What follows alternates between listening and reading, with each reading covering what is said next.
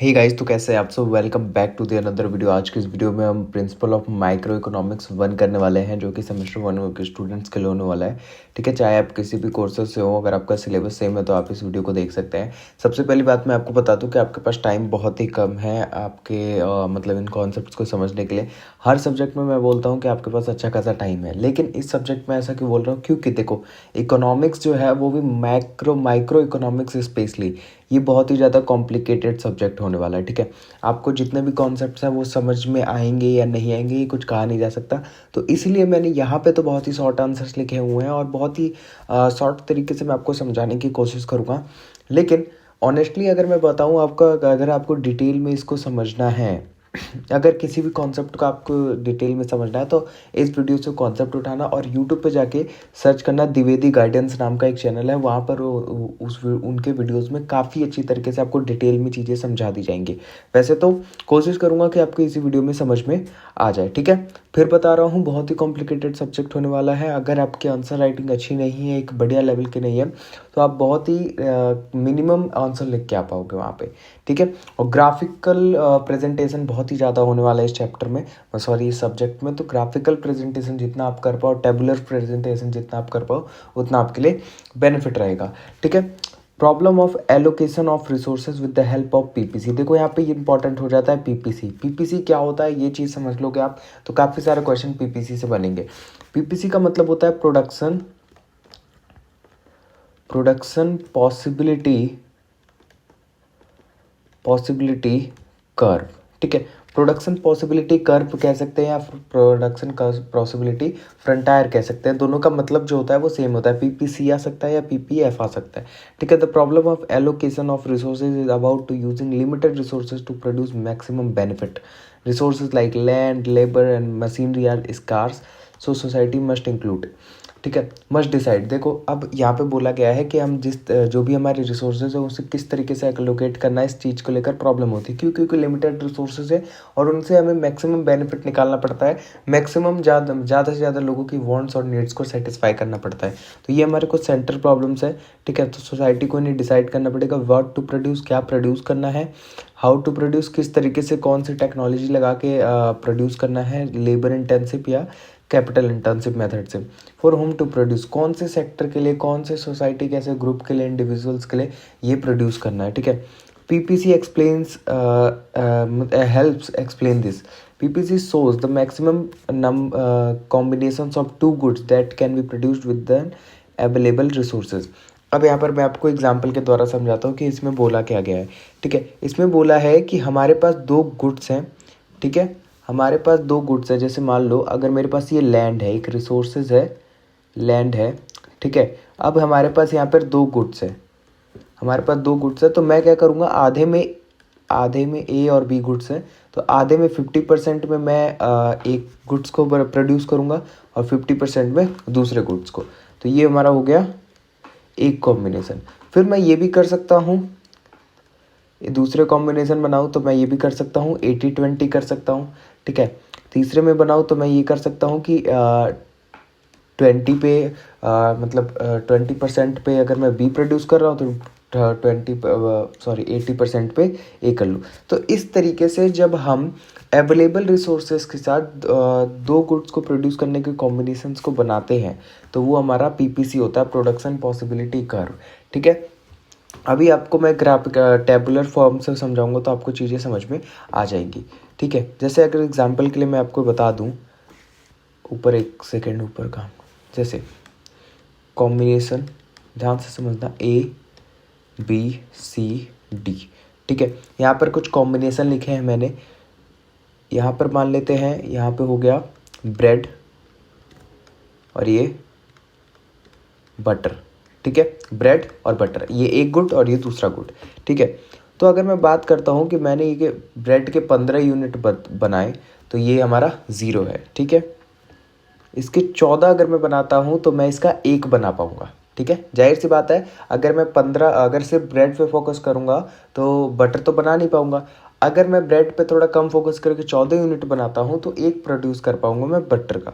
ठीक है, उसी तरीके से 12 अगर इसके बनाता हूँ तो यहाँ पर मैं 2 प्रोड्यूस कर पाऊँगा। इसी तरीके से अगर मैं इसके 9 बनाता हूँ तो यहाँ पर मैं 3 प्रोड्यूस कर पाऊँगा। इसी तरीके से मैं यहाँ पर अगर 5 बनाता हूँ तो यहाँ पर मैं 4, और 1 भी नहीं बनाता तो यहाँ पे 5 प्रोड्यूस कर पाऊँगा। ठीक है, तो ये कुछ कॉम्बिनेशंस हो गए। पहला कॉम्बिनेशन ABCDEF, 6 कॉम्बिनेशन हमारे पास यहाँ पे हो गए मतलब इन दोनों गुड्स को प्रोड्यूस करने के। ठीक है, तो आपने देखा होगा यहाँ पे जो है, यहाँ पे ये डिक्रीज होता जा रहा है। ठीक है, यहाँ पे एक डिक्रीज होता जा रहा है, एक इंक्रीज होता जा रहा है, 1 2। तो ये जो एक इंक्रीज हो रहा है और एक डिक्रीज हो रहा है, इसे हम कहते हैं MRT।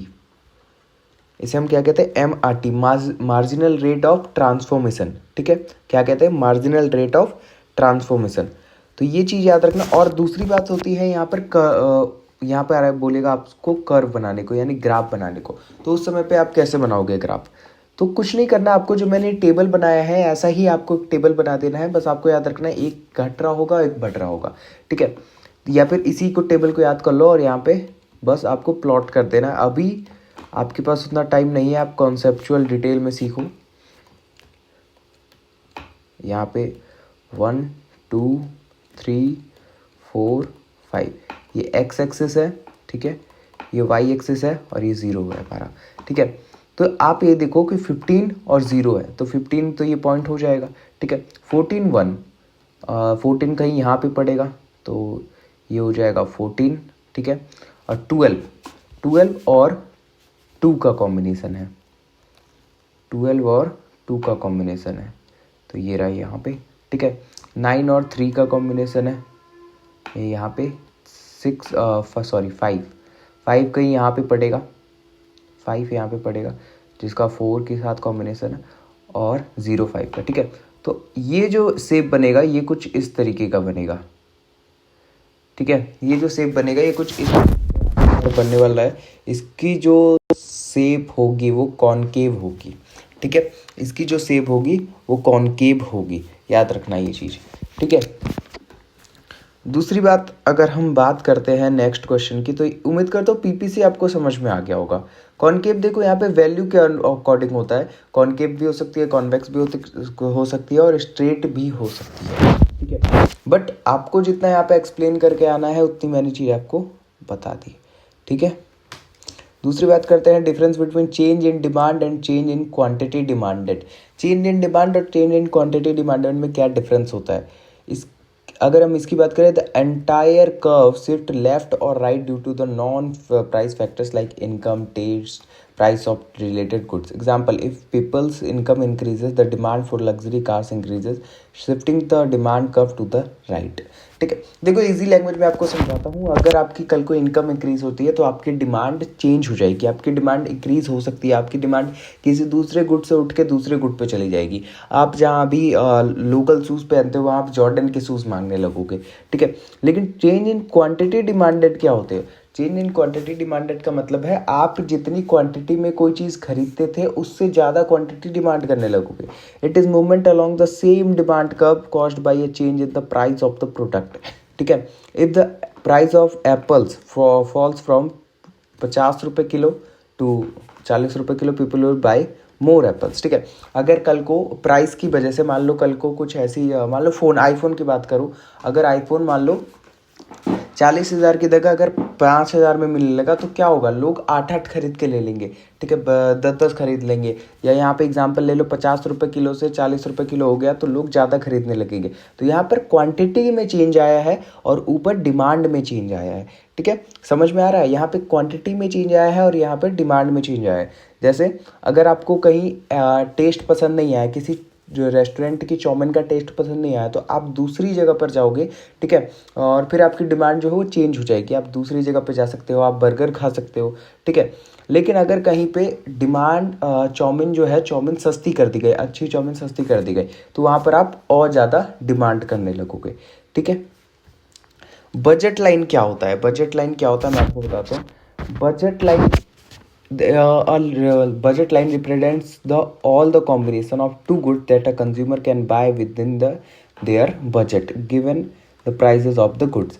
अब देखो यहाँ पर क्या बात मानकर चलनी होती है, और कुछ assumptions, मैं आपको कुछ assumptions बता दूँ ऊपर। कुछ एजम्पशंस यहाँ पे बता रहा हूँ, ये तो पीपीसी के लिए बता रहा हूँ, बट अगर आपको आगे वाले आने वाले क्वेश्चंस में भी अगर कुछ समझ में नहीं आता है तो कुछ ये एजम्पशंस लेकर आप चले आना, ठीक है। अगर नहीं आता है तो फिर बता रहा हूँ मैं, ऐसा मत समझना कि मैं उसी चीज़ के लिए बता रहा हूँ, ठीक है। पीपीसी के लिए देखो कुछ ना कुछ एज्यूम करके चलना पड़ता है। यहाँ पर कोई इकोनॉमिक्स है तो यहाँ पर आपको कुछ ना कुछ एज्यूम करके चलना पड़ेगा हर कॉन्सेप्ट के लिए, ठीक है। तो रिसोर्सेज आर फिक्स्ड, हम ये समझते हैं कि रिसोर्सेज जो हैं वो फिक्स्ड हैं, ठीक है। दूसरा, with given resources only two goods, only two goods, हम यहाँ पे सिर्फ दो गुड्स का ही मानकर चलते हैं इस कॉन्सेप्ट के लिए, ठीक है। गिवन रिसोर्सेज के लिए, resources are fully utilised, resources are fully utilised. अब देखो एक और चीज़ आपको ये कुछ लोगों को ये नहीं पता होगा कि एजम्पशंस क्यों कर रहे हैं, ठीक है। एज्यूम क्यों कर रहे हैं, क्यों करने की जरूरत पड़ रही है। तो देखो आप ऐसा एग्जांपल समझ लो कि मान लो आप मनाली की प्लानिंग बनाते हो, ठीक है। मान लो आप मनाली की आप पूरे फ्रेंड्स मिलकर मनाली की प्लानिंग करते हो, तो किस चीज़ के लिए करते हो, मतलब क्या एज्यूम करके करते हो कि आपके सारे पेरेंट्स से, मतलब सबके घर के पेरेंट्स से परमिशन मिल जाएगा। सबसे पहला एजम्पशन ये होगा, सबके पास पैसे होंगे, एजम्पशन ये होगा, ठीक है। तो एजम्पशन एज्यूम करना भी बहुत चीज़ें ज़रूरी होता है कॉन्सेप्ट के लिए, ठीक है। तो बजट लाइन देखो क्या डिफाइन करता है यहाँ पर। बजट लाइन आपको ये बताता है कि आपके पास मान लो एक अमाउंट है, आपका एक बजट है, ठीक है। उस बजट के अंदर आप कितने, मतलब कौन कौन ऑल द कॉम्बिनेशन, मतलब कितने कॉम्बिनेशन, सारे कॉम्बिनेशन जो दो गुड्स को आप खरीद पाओ, किस तरीके से आप खरीदते हो। जैसे एग्जांपल के लिए मान लेते हैं 100 रुपये हैं आपके पास, ठीक है। इसमें 1 रुपये में समोसा भी आ रहा है, ठीक है, और 1 रुपये में 2 रुपये में मान लो, और 2 रुपये में पिज़्ज़ा आ रहा है, ठीक है। तो मैं क्या करूँगा, मैं 80 समोसे ले लूँगा, ठीक है, और 2 रुपये के हिसाब से 10 क्या ले लूँगा, पिज़्ज़ा ले लूँगा, ठीक है। यूनिट 80 समोसे 2 पिज़्ज़ा, तो ये एक कॉम्बिनेशन हो गया, ठीक है। अगर फिर मैं बात करता हूँ 50 समोसे ले लूँगा और 25 पिज़्ज़ा ले लूँगा, ठीक है। तो ये 2 कॉम्बिनेशन हो गया। तो किस तरीके से मैं एक अपने बजट के अंदर को दो, मतलब दो गुड्स के कॉम्बिनेशंस बना रहा हूँ, ठीक है, किस तरीके से रिप्रेजेंट कर रहा हूँ, वो मेरा बजट लाइन होता है। Given the prices of goods, the slope of the budget line shows the opportunity cost of one goods terms of the other, ठीक है। अपॉर्चुनिटी कॉस्ट क्या होता है, ये भी क्वेश्चन आ सकता है। अपॉर्चुनिटी कॉस्ट का मतलब होता है एक चीज को पाने के लिए मैं कौन सी ऐसी चीज छोड़ रहा हूँ, ठीक है। एक चीज गेन करने के लिए मैं कौन सी ऐसी चीज सेक्रीफाइस कर रहा हूँ, ठीक है। जैसे अगर एग्जाम्पल के लिए मैं आपको बात बताऊँ कि अगर मान लो कल को आपके जो आजकल के छोटे छोटे बच्चे होते हैं उनके हाथ में फ़ोन दिया जाता है ताकि वो डिस्टर्ब ना रहे, खेलते कूदते रहे, ठीक है। बट मान लो कोई ऐसा बच्चा है जो कि फ़ोन छोड़ ही नहीं रहा है, तो उस समय पर उसके माँ बाप उसे क्या दिखाते हैं, चॉकलेट, ठीक है। तो चॉकलेट लेने के लिए वो फ़ोन को छोड़ देता है, ठीक है। चॉकलेट लेने के लिए फ़ोन को छोड़ देता है, तो उसकी अपॉर्चुनिटी कॉस्ट क्या है, फ़ोन है। उसने चॉकलेट के लिए फ़ोन सेक्रीफाइस किया है, ठीक है। तो ये दिखाता है हमें कि एक प्रोडक्ट के लिए आपको दूसरा प्रोडक्ट सेक्रीफाइस करना पड़ेगा। आपको अगर 80 समोसे चाहिए तो आपको फिर 10 पिज़्ज़ा में ही काम चलाना पड़ेगा।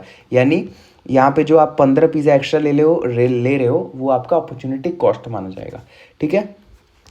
If income increases the budget line shift up outward, you can afford मोर, ठीक है। अगर आपका बजट इनकम इंक्रीज होता है तो जाहिर सी बात है आपका बजट बढ़ेगा, और बजट बढ़ेगा तो आप ज़्यादा से ज़्यादा अफोर्ड कर पाओगे, ठीक है। If income decreases it shift inward, ठीक है। अगर जब इनकम मतलब डिक्रीज होगा तो जाहिर सी बात है आप कम अफोर्ड कर पाओगे।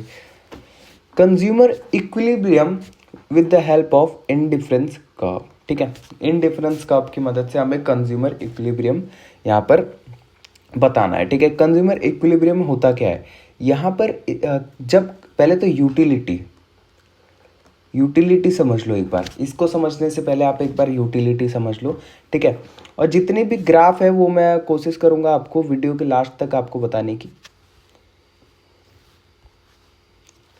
यूटिलिटी क्या होता है, यूटिलिटी का मतलब होता है एक प्रोडक्ट की पूरी एबिलिटी कि वो आपको कितनी अच्छी तरीके से मतलब किस तरीके से किस लेवल तक सेटिस्फाई कर सकता है, ठीक है, वो होता है यूटिलिटी, ठीक है। मज़ा मतलब ऐसा समझ लो, है ना, कि आपने मान लो आइसक्रीम खाया, ठीक है, मान लो आपने आइसक्रीम खाया, तो यहाँ पर आपको कितनी यूटिलिटी मिली है उस आइसक्रीम से, थोड़ा अंदर से कितना आप सेटिस्फाई हो, तो एक कमोडिटी की कितनी हाई स्टेबिलिटी होती है आपको सेटिस्फाई करने को, यूटिलिटी होती है, ठीक है। तो कंज्यूमर इक्विलिब्रियम जो होता है वो होता है कि जब एक बंदा, जब एक कंज्यूमर अपने हाईएस्ट सेटिस्फैक्शन पे होता है, ठीक है, अपना बजट लगाकर अपने हाईएस्ट सेटिस्फैक्शन पे होता है, जब उसकी यूटिलिटी बहुत ज़्यादा होती है, तो उसे हम कहते हैं consumer equilibrium. When a consumer gets the highest satisfaction from their budget, ठीक है, it happens when the where the indifference curve showing combination of goods giving equal satisfaction touches the budget line, ठीक है। तो आपको ये चीज़ समझनी है कि जो कंज्यूमर इक्विलिब्रियम है उसका मतलब क्या है, ठीक है। At this point the slope of indifference curve में क्या होता है अभी मैं आपको बताता हूँ, ठीक है, equals the slope of the budget line. Indifference curve क्या होता है अभी हम समझेंगे नीचे उसके, ठीक है। लॉ ऑफ वेरिएबल प्रोपोर्शन, ठीक है, and its application. The law of variable proportion states that when we increase one input keeping the other constant, the output increases at first, then slows down and eventually decreases. होता क्या है यहाँ पर, input का मतलब क्या होता है, जब भी आपको इनपुट बोले, फैक्टर्स बोले, तो इसका मतलब आपको क्या समझता है। देखो आउटपुट के लिए प्रोड्यूस करने के लिए हमें कुछ ना कुछ यहाँ से लगाना पड़ता है, हमें कुछ ना कुछ यहाँ पर फैक्टर्स का यूज़ करना पड़ता है, ठीक है। जैसे लेबर हो गया, लैंड, लेबर, कैपिटल, ठीक है, इनका यूज़ करना पड़ता है। इनपुट का मतलब कोई चीज़ लगानी पड़ती है, जैसे रॉ मटेरियल हो गए, तब जाके हम आउटपुट प्रोड्यूस करते हैं। तो यहाँ पर हमें बोला है कि अगर हम एक आउटपुट को इंक्रीज़ करते हैं बाकी सारे को कांस्टेंट रख के, ठीक है, अभी इसे भी हम टेबल की मदद से समझते हैं। एक आउटपुट को फिर से समझना, एक इनपुट को इंक्रीज करते हैं बाकी सबको कांस्टेंट रख के, यानी नहीं बदलते, ठीक है। तो हमारा जो आउटपुट है वो पहले इंक्रीज होगा, ठीक है, इंक्रीजिंग रेट से, समझना, इंक्रीजिंग रेट से, ठीक है। फिर स्लो डाउन होगा, यानी इंक्रीज तो होगा बट डिमिनिशिंग रेट से, और फिर बाद में जाके वो डिक्रीज होने लगेगा, ठीक है। तो इस चीज़ को अब हम टेबल की मदद से समझते हैं। यहाँ पे लिखते हैं हम पहले फिक्स्ड फैक्टर यानी जिसको हमको कांस्टेंट रखना है, ठीक है। तो हम यहाँ पे मान लेते हैं लैंड, ठीक है। ये लैंड तो बार बार चीज़ें नहीं खरीदी जाती, तो हम इसे फिक्स्ड मान लेते हैं, ठीक है। अब हम यहाँ पे मान लेते हैं वेरिएबल फैक्टर, यानी जिसे हमें इंक्रीज करना है, ठीक है, अच्छी बात है। फिर हम मान लेते हैं यहाँ पे टोटल प्रोडक्शन, ठीक है। फिर यहाँ पे मान लेते हैं मार्जिनल प्रोडक्ट, ठीक है, मार्जिनल प्रोडक्ट या मार्जिनल प्रोडक्शन, ठीक है। मार्जिनल क्या होता है, मार्जिनल का मतलब होता है एडिशनल। मार्जिनल का मतलब क्या होता है, एडिशनल। जैसे आपके पास टोटल अभी 2 चॉकलेट्स हैं, ठीक है, मैंने आपको एक और चॉकलेट दी, तो आपके पास टोटल कितने हो गए, 3। तो टोटल तो 3 है, लेकिन जो एक है, एक मैंने आपको एडिशनल दिया, वो मार्जिनल हो गया, ठीक है। तो ये होता है मार्जिनल। अब लैंड तो एक एकड़ में मान लो, एकड़ है, ठीक है, लैंड तो एक ही रहने वाला है, लैंड में कोई दिक्कत नहीं, लैंड एक ही रहेगा। मान लो लेबर मैंने पहले 1 लगाया, ठीक है, लेबर 1 लगाया है, तो मेरे पास 2 यूनिट हो रहे हैं प्रोडक्शन, ठीक है। प्रोडक्शन कितनी हो रही है, 2 यूनिट, इसको 2 ही मान लो, ठीक है। फिर मान लो लेबर मैंने बढ़ा दिया, 1 बढ़ा दिया, 2 बढ़ा दिया, तो इन दोनों ने मिलकर कितना प्रोड्यूस किया, 6 प्रोड्यूस किया, ठीक है। तो 2 थे पहले, 4 हो गए, मतलब 6 हो गए टोटल, तो कितना बड़ा होगा, 4 बड़ा होगा, मार्जिनल प्रोडक्शन हो गया, ठीक है। फिर 3 बढ़ाया, तो यहाँ पे 12 मान लो, 6, ठीक है। इसी तरीके से 4 तो 16, 4, ठीक है।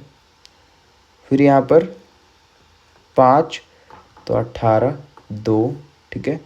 फिर यहाँ पे 6, फिर 18, यहाँ पे 0, और फिर यहाँ पे 7वें में 7 वाले अगर घुसेड़ा तो 16 -2, ठीक है, मार्जिनल प्रोडक्ट।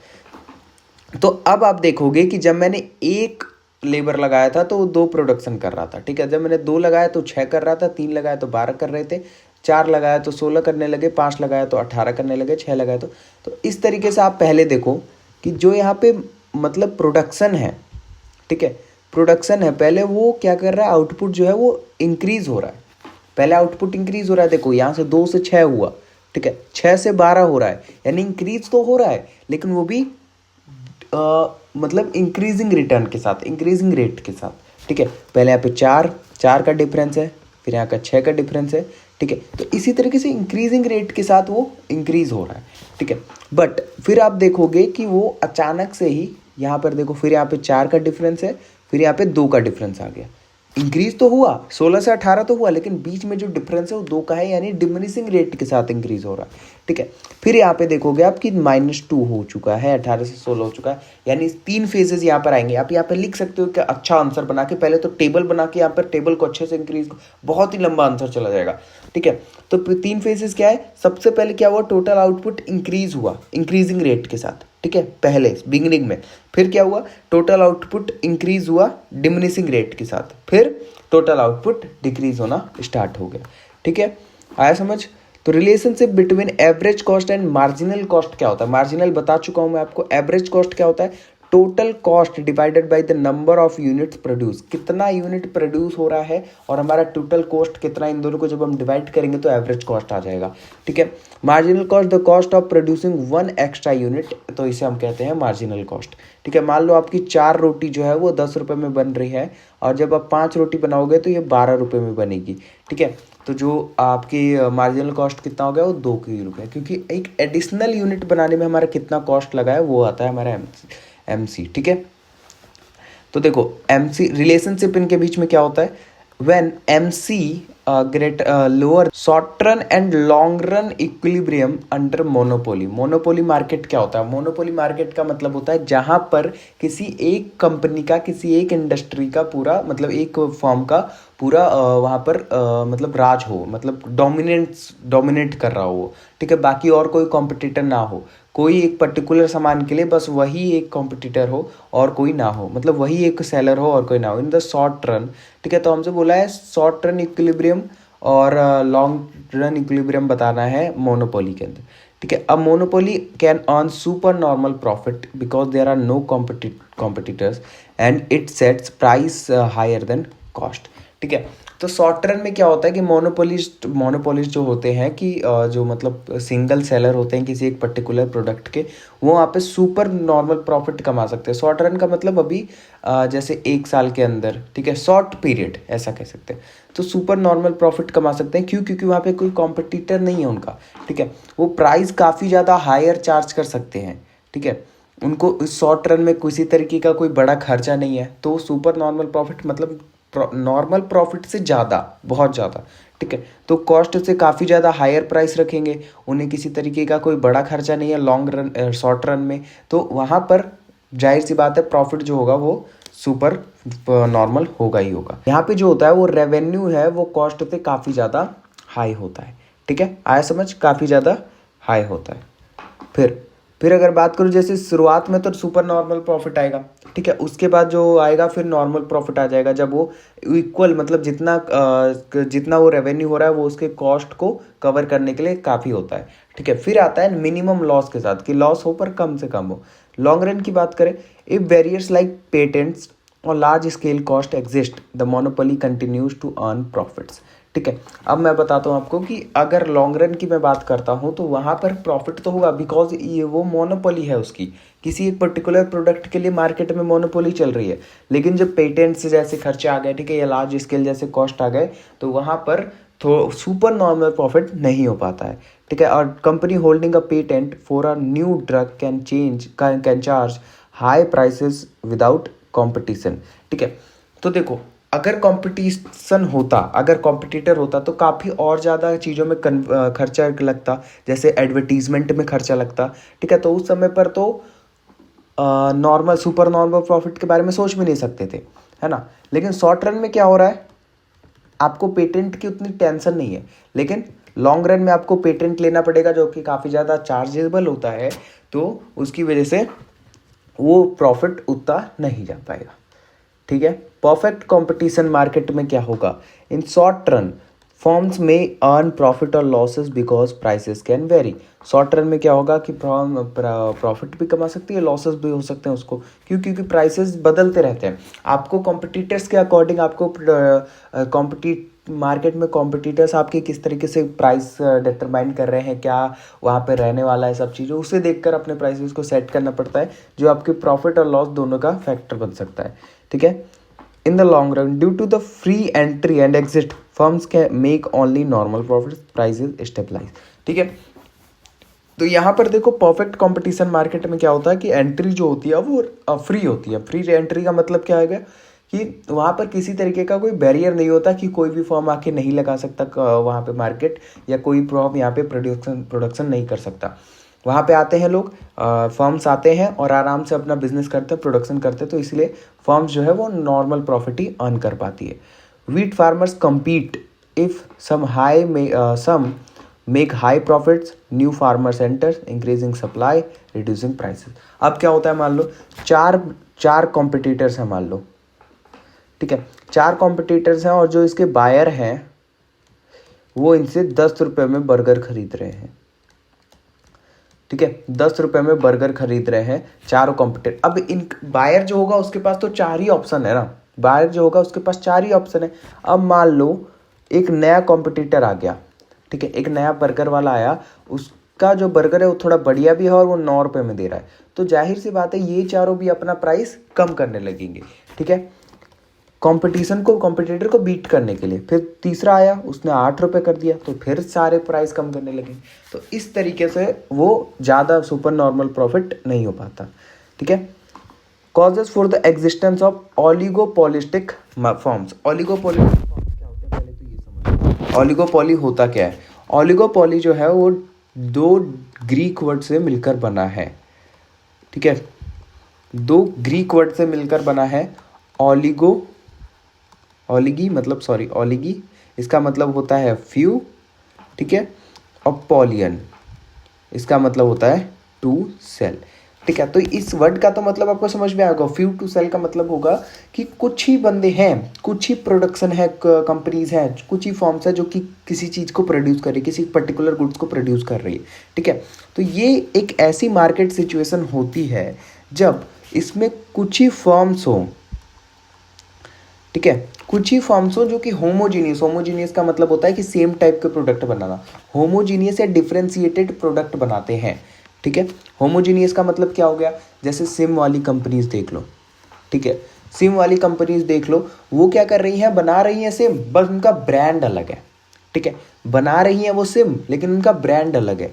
सीमेंट देख लो, ठीक है, सीमेंट क्या करता है, काम क्या करता है यार, सीमेंट में टेस्ट होता है क्या, कोई कलर होता है क्या, कोई नया नया कलर आने लगा कि नहीं, सेम होता है। अगर किसी सीमेंट को आपके सामने रख दूँ ना, तो आप टेस्ट कर लो या कुछ भी कर लो, आप नहीं बता पाओगे कि कौन सा सीमेंट कौन सी कंपनी का है।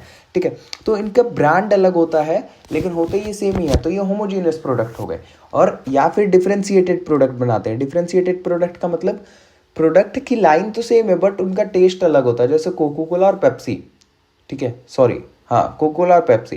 तो इस तरीके, थम्स अप मान लो, कोको कोला और थम्स अप ही मान लो। ठीक है, तो है तो कोल्ड ड्रिंक लेकिन टेस्ट यहाँ पर अलग हो गया। तो यहाँ पर कुछ फर्म्स ऐसी होती हैं जो कि डिफरेंशिएटेड या होमोजीनियस प्रोडक्ट सेल करती हैं एक मार्केट में, तो उसे हम कहते हैं ऑलिगोपोली मार्केट। ठीक है, तो यहाँ पर हमसे बोला है कि ऐसे कुछ चीज़ें बताओ जिनसे इनका एग्जिस्टेंस बरकरार है। High barriers to entry, costly investment और टेक्नोलॉजी। ठीक है, जो इनमें एंट्री लेने के लिए बहुत ज़्यादा इन्वेस्टमेंट लगती है और बहुत ज़्यादा हैवी टेक्नोलॉजी लगेगी। आप बताओ, जियो के आगे कोई खड़ा हो जाए कॉम्पिटिटर तो उसे कितना खर्चा करना पड़ेगा, तो इसलिए यहाँ पे बैरियर्स काफ़ी ज़्यादा हाई होती है। फ्यू लार्ज फर्म्स, ठीक है, और जाहिर सी बात है जियो, रिलायंस बहुत ही बड़ा फर्म है यार, कोई छोटी मोटी कंपनी थोड़ी है। Control the majority of the market. ठीक है, brand loyalty, strong customer preference. अब कुछ ऐसे कस्टमर होंगे जो पहले से ही क्या है, उस चीज़ के लिए ब्रांड लॉयल है, मतलब जैसे कोई एयरटेल के लिए लॉयल है, कोई वोडाफोन के लिए लॉयल है, कोई जियो के लिए लॉयल है, तो वहाँ पर आप जाके बीट करोगे तो ये चीज़ नॉर्मल नहीं होगी।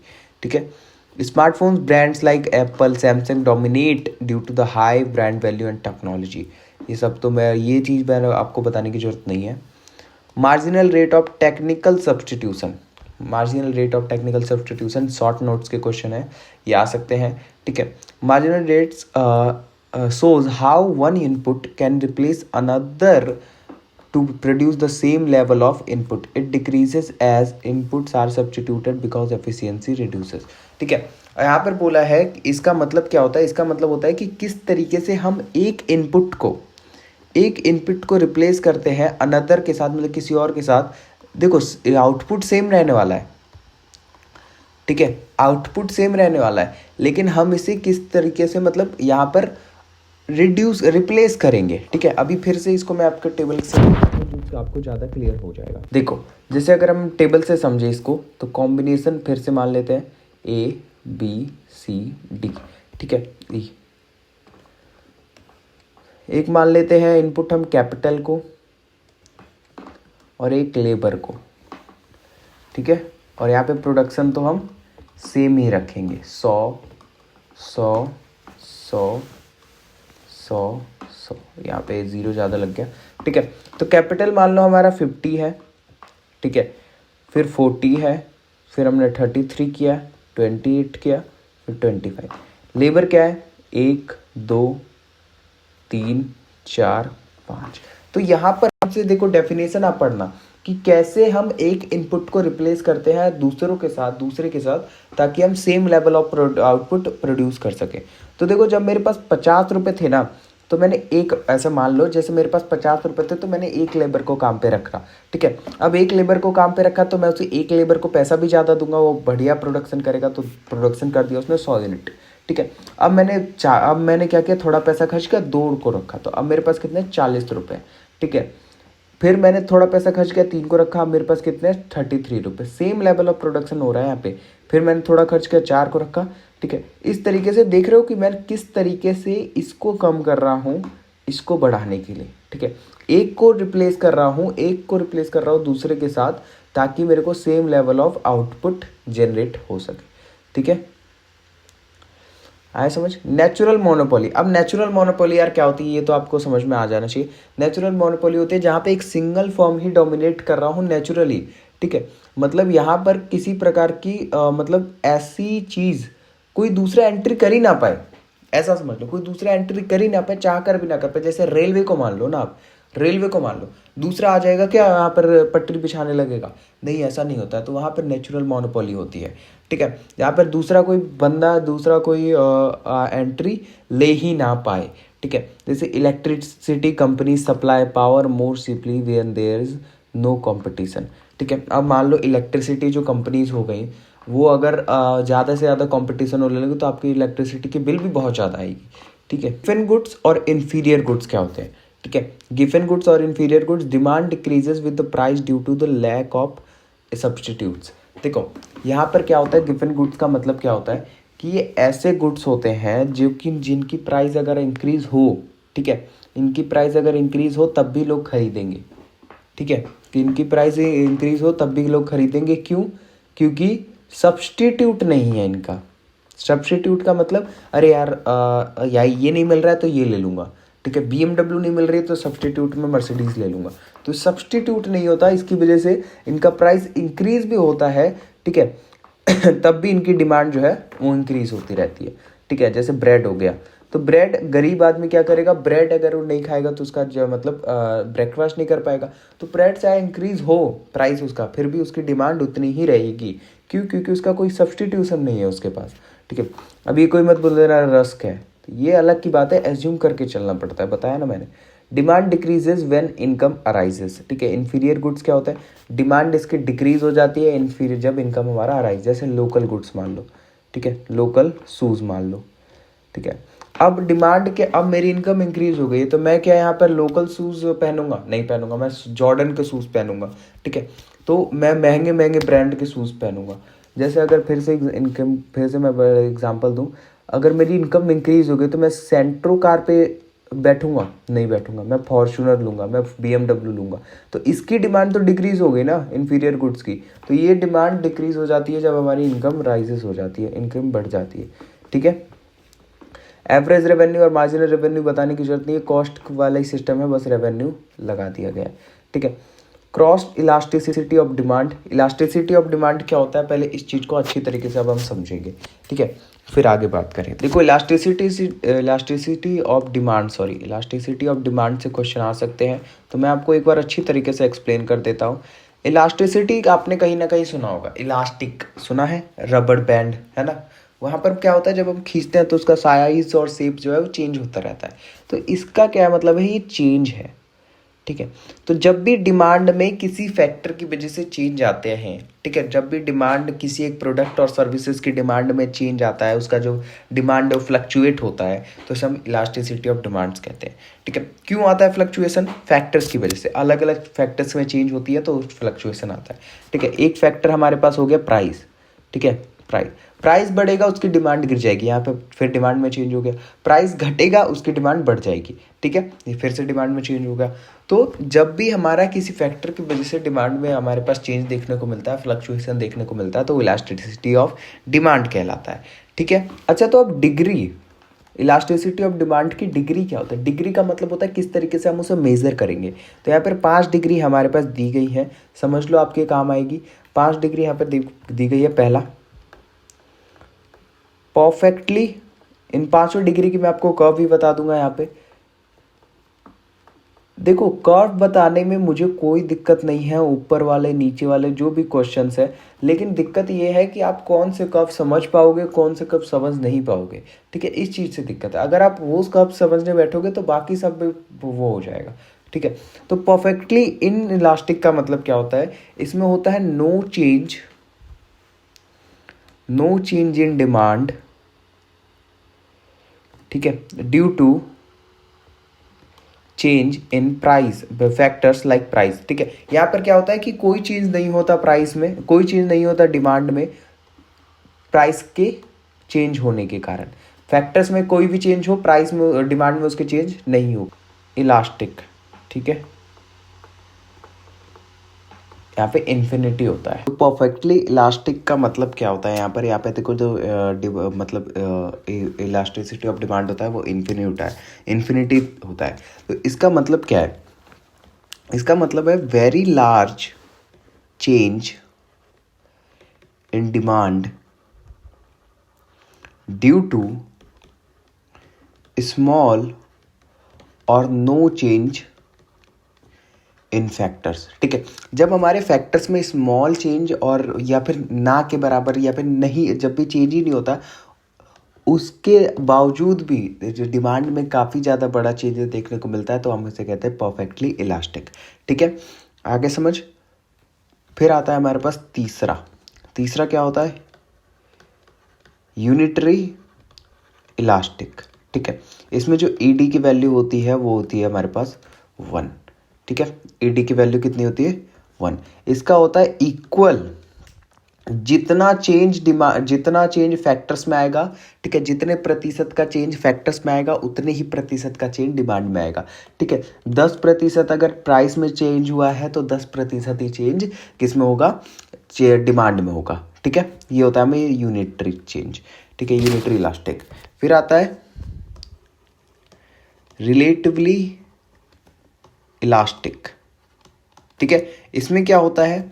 इसमें ये होता है कि जितना चेंज, मतलब यहाँ पर, एक सेकेंड, यहाँ पर मैं बता दूं, large percentage change in demand then percentage change in factors. ठीक है, तो कहने का मतलब ये है, अगर यहाँ पे प्राइस में 10% मतलब यहाँ पे इंक्रीज होता है, तो डिमांड में यहाँ पर मतलब 20% होगा। ठीक है, समझ रहे हो? प्राइस में अगर 10% का डिमांड मतलब इंक्रीज होता है, तो डिमांड में भी होगा। प्राइस में 20% का होता है तो डिमांड में 40% का होगा।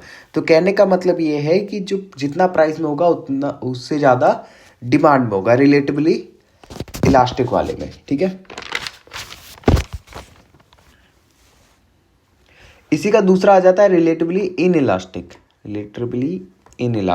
इसमें क्या होता है? इसमें चीज़ें उल्टी हो जाती हैं। ठीक है, अभी मैंने क्या बताया? प्राइस में कम चेंज होगा तो इसमें ज़्यादा चेंज होगा। यहाँ पे हो जाता है प्राइस में ज़्यादा चेंज होगा 20% का, डिमांड में 10% का। ठीक है, दोनों उल्टा हो जाते हैं, बाकी कोई दिक्कत की बात नहीं है। तो 5 डिग्री मैंने आपको बताए।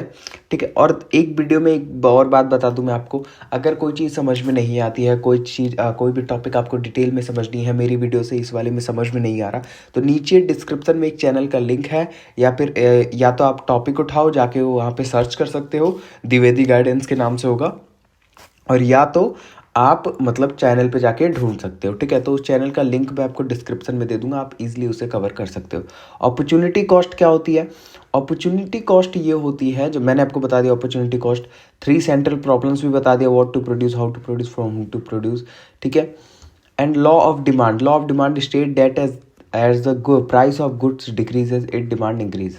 लॉ ऑफ डिमांड क्या कहता है कि जब एक गुड्स का प्राइस डिक्रीज होगा तो उसकी डिमांड जो है वो इंक्रीज होगी, ठीक है। या जब एक गुड्स का प्राइस इंक्रीज होगा तो डिमांड डिक्रीज हो जाएगी, ठीक है, अदर थिंग्स बीइंग इक्वल।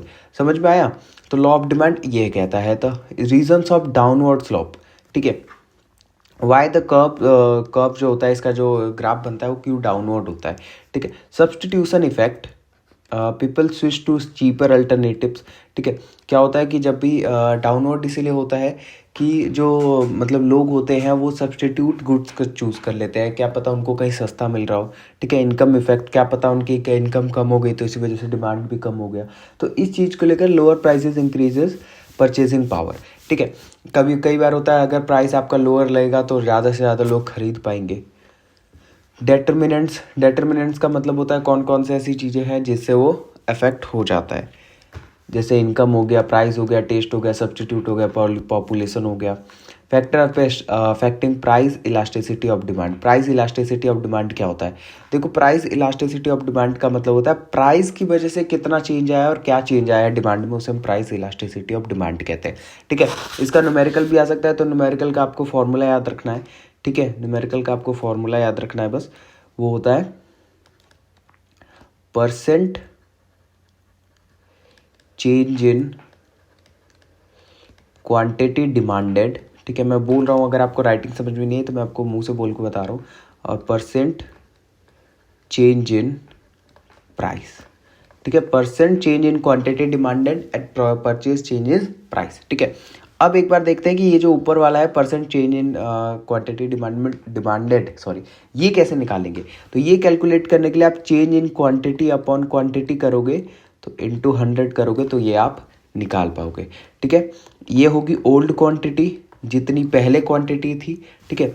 और ये होगी मतलब चेंज इन क्वांटिटी, यानी अब जो क्वांटिटी है और पहले जो क्वांटिटी है, न्यू क्वांटिटी में से ओल्ड क्वांटिटी माइनस कर दोगे तो ये चेंज इन आ जाएगा, ठीक है। आपको एक टेबल दे रखा होगा, एक में ओल्ड प्राइस और ओल्ड क्वांटिटी और न्यू क्वांटिटी दे रखी होगी, और जब आप इसे 100 से इंटू करोगे तो परसेंटेज में आ जाएगा, ठीक है।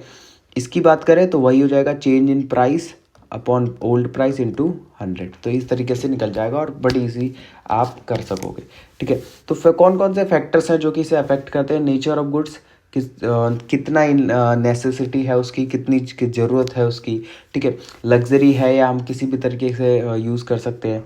अवेलेबिलिटी ऑफ सब्सटीट्यूट्स, मतलब उसके सब्सटीट्यूट गुड्स अवेलेबल हैं या नहीं है, ठीक है।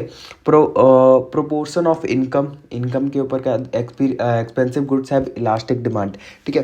कहने का मतलब यह है इनकम के ऊपर भी डिपेंड करता है, इनकम भी एक फैक्टर है हमारे इलास्टिसिटी ऑफ डिमांड का। टाइम पीरियड, ठीक है। एग्जाम्पल के लिए देख लेते हैं, salt has inelastic demand because it is necessarily with no substitutes while luxury cars are elastic, ठीक है।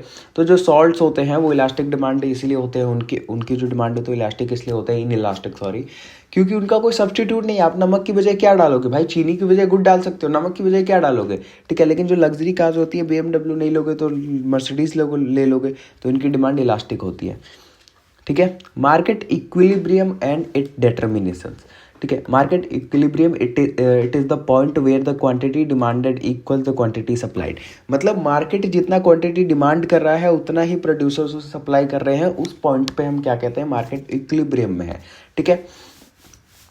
डिटरमाइनिंग द इक्विलिब्रियम प्राइस, ठीक है। और वहाँ पे जो प्राइस सेट होता है उसे हम इक्विलिब्रियम प्राइस कहते हैं, ठीक है। आया समझ?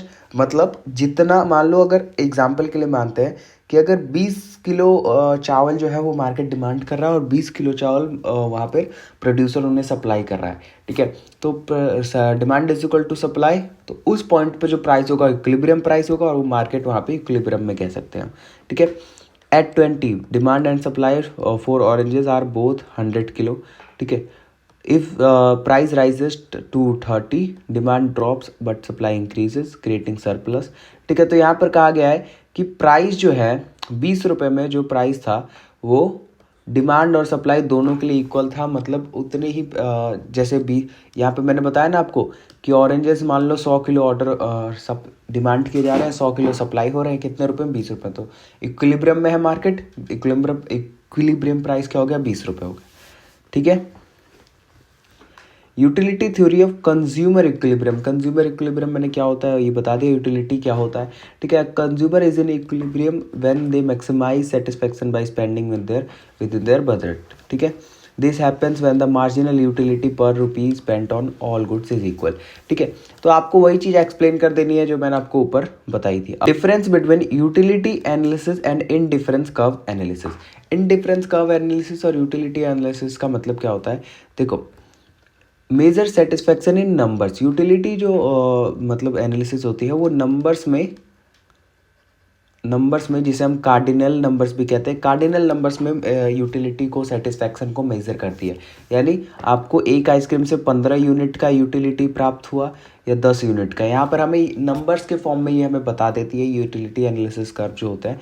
और इनडिफरेंस जो होता है वो ऑर्डिनल बताता है। ठीक है। यहाँ पर किसी प्रकार का कोई नंबर नहीं बताता, सोज सेटिस्फैक्शन एज अ प्रेफरेंस। जैसे अगर मैं बात करूँ एग्जाम्पल के लिए कि यहाँ पर देख लेते हैं यूटिलिटी एनालिसिस। टी, अगर हम यूटिलिटी की तरफ देखें तो टी से हमें 10 यूटिल्स मिले। ठीक है। और कॉफ़ी से 5 यूटिल्स मिले। ठीक है। यहाँ पर हमें ये बता रहा है कि टी से जो है हमें पास 10 यूटिल्स का सेटिस्फैक्शन मिला और कॉफ़ी से 5 का। वही इंडिफरेंस कर्व पॉइंट के पॉइंट ऑफ व्यू से देखें, shows combination of tea and coffee that give the same satisfaction. ठीक है। तो यहाँ पर ये हमें बताएगा कि मतलब कितना सेटिस्फैक्शन, ये हमें ऑर्डिनल नंबर में बताता है। ठीक है। कार्डिनल नंबर का यूज़ ना करते हुए ऑर्डिनल नंबर में बताता है। और इसका जो ग्राफ है मैं एक बार आपको ग्रुप में शेयर कर दूंगा।